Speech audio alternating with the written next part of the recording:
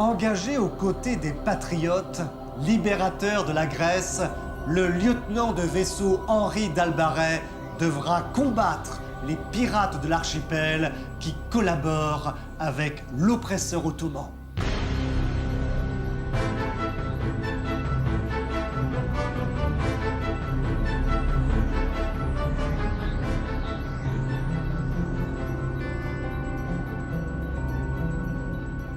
Le 18 octobre 1827, un voilier serrait le vent afin d'atteindre avant la nuit le port de Vitilio.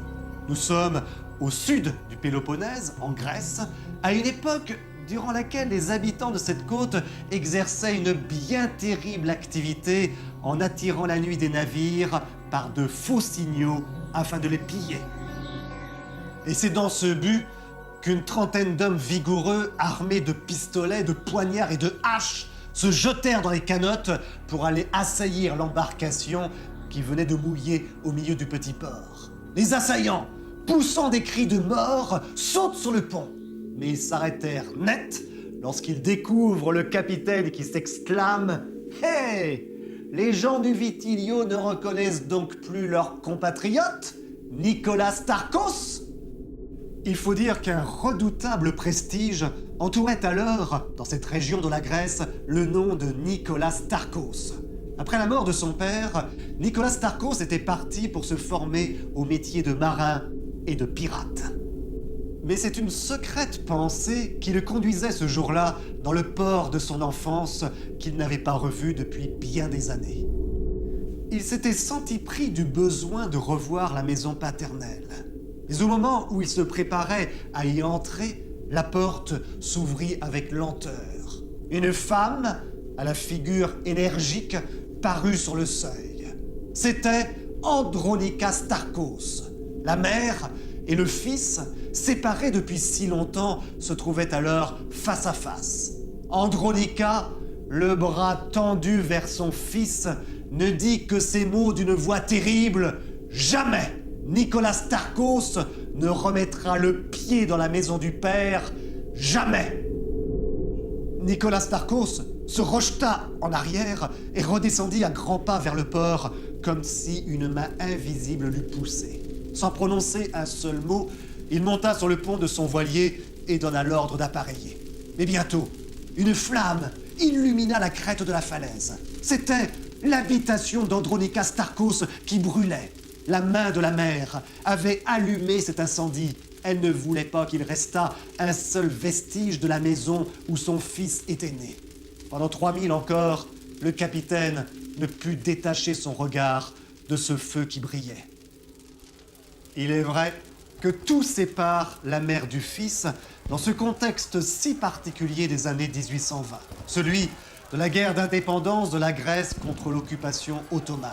Un conflit durant lequel d'héroïques femmes ont pris une part active à la rébellion, telle précisément Andronika Starkos, qui participa à de nombreux combats durant lesquels elle s'illustra plus d'une fois par son courage. C'est lors d'une bataille navale qu'Andronika reconnut sur l'un des vaisseaux turcs son fils, qui pilotait l'escadre ottomane. Nicolas Starkos est ainsi non seulement un pirate sans foi ni loi, mais c'est également un traître collaborant avec la puissance occupante. Horrifiée, Andronika ne se fera désormais plus appeler que par son prénom, rejetant le nom devenu honteux de Starkos. Grièvement blessé lors d'une bataille, Andronika n'échappa de justesse aux soldats turcs que grâce au courage d'un jeune Français engagé par passion dans la cause de l'indépendance grecque. Ce lieutenant de vaisseau de la marine royale française, du nom de Henri d'Albaret, n'hésita pas, comme beaucoup d'autres Européens, à venir au secours des Grecs dans ce combat de libération. Quand notre histoire commence, Henri d'Albaret se remet de ses blessures dans le port de Corfou, lorsque le hasard va donner un nouveau mobile à sa vie. Il y avait à Corfou un richissime banquier du nom de Elizundo, dont l'honorabilité était parfaite. Veuf, Il avait élevé sa fille, Hadjin, qui était désormais une ravissante jeune femme de 22 ans. La maison n'était, à vrai dire, guère heureuse. Le banquier était silencieux, réservé. Heureusement, au service de la jeune fille, il y avait un être bon, totalement dévoué pour sa jeune maîtresse, un grec nommé Xaris. C'est en allant pour ses affaires chez le banquier qu'il eut l'occasion d'y rencontrer la ravissante Hadjin. Henri d'Albaret avait été séduit par la beauté, l'intelligence et la noblesse des idées de la jeune fille. Lorsque Hadjin parlait de la Grèce opprimée et des efforts surhumains que faisaient les Grecs pour la rendre libre, les deux jeunes gens ne pouvaient se rencontrer que dans le plus complet accord. Progressivement, un sentiment d'amour finit par naître entre eux et, avec la bienveillance du banquier, le mariage finit par être projeté. Mais 3 jours avant la cérémonie, le banquier reçut une visite qu'il aurait préféré ne pas avoir. Celle de Nicolas Starkos.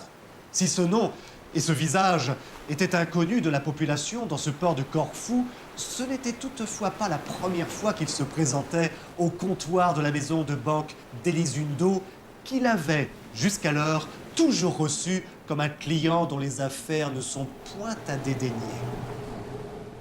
À vrai dire, Nicolas Starkos est non seulement venu voir le banquier pour affaires, mais aussi pour lui faire un chantage dont l'enjeu est la main d'Hadjin. « Quel homme voudra d'Hadjin Elisunto ?» dit Nicolas Starkos au banquier, quand il connaîtra l'origine d'une partie de la fortune de son père. Et j'ajoute, quand elle-même le saura, à qui Hadjin Elisunto osera-t-elle donner sa main? Comment le saurait-elle?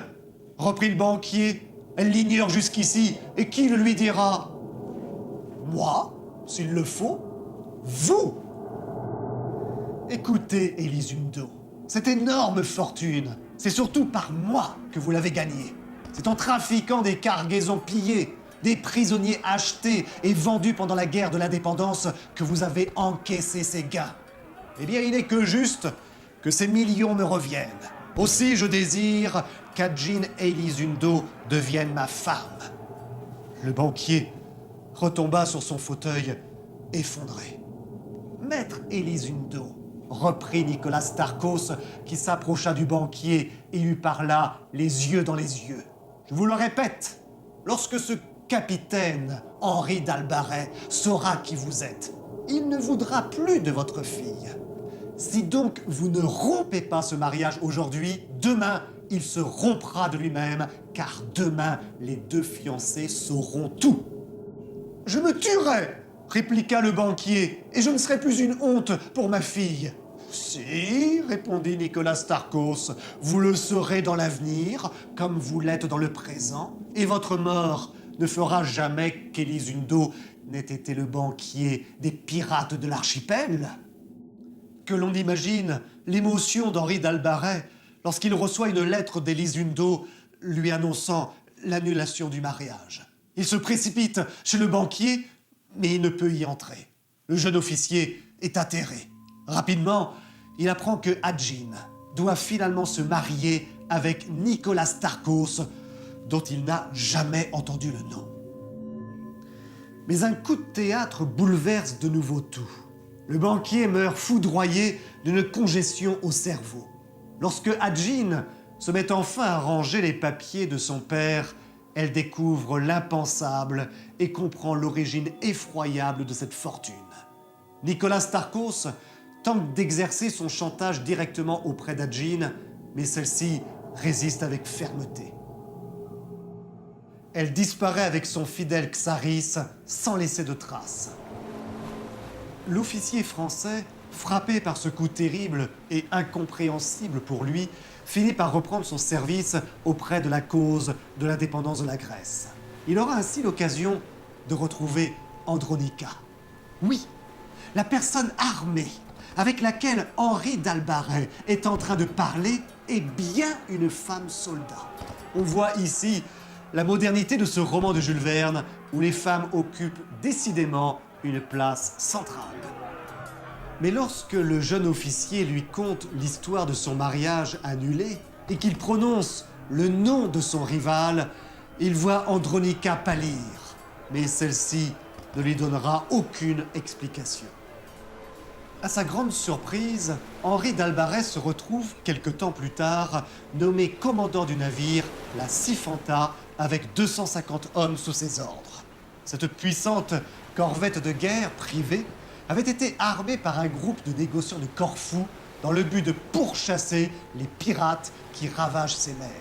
Durant des mois, Henri d'Albaret sillonne la mer, longe les côtes, avec pour mission de purger au fur et à mesure l'archipel des bandits qui l'infestent.